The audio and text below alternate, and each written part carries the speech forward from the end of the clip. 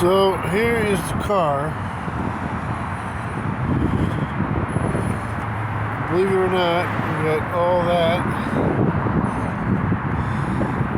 Plus the trunk is like totally packed, and 3 people in here. So, the Bible says that we are sojourners upon this earth.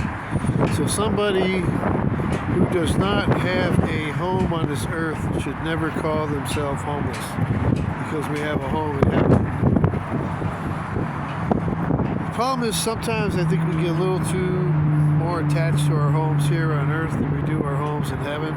We get comfortable and we forget all about thy kingdom come, thy will be done on earth as it is in heaven. Instead, it's more like, yeah, heaven's out there somewhere, but I've got my little castle down here I'm working on. Anyway,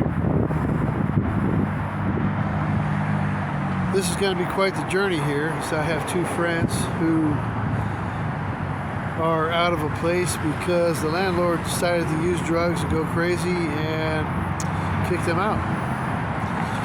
So here we are. And we've tried a number of things to get housing and whatnot, but it seems to always hit a wall. Done a lot of ad searching. It seems like nobody wants to rent a room to 2 people. So it's a challenge. It's a challenge. You wonder why people end up on the street in San Francisco. And well, I don't think they start like that. They got to start somewhere. And somehow they end there.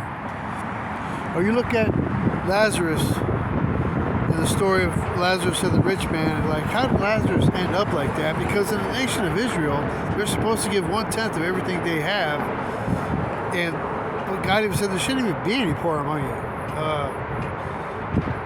Yet somehow Lazarus slipped through the cracks and everybody just passed him up.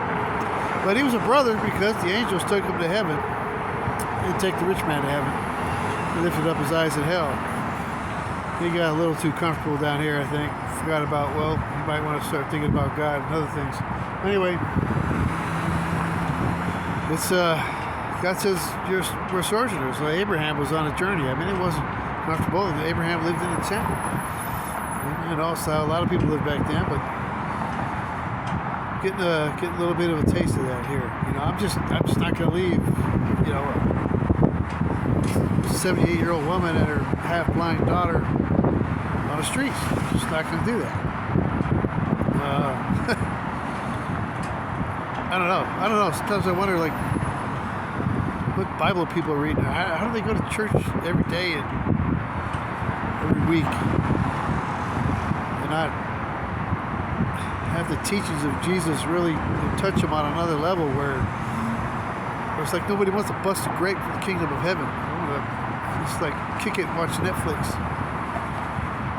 I don't know. It's going to be an interesting journey. I'm going to see what God has in store. This thing catch God by surprise. He closes doors, he opens doors. It's a journey in the wilderness. He'll provide. I'm not worried about that. Can't always tell how, but he always does. So we'll see what happens.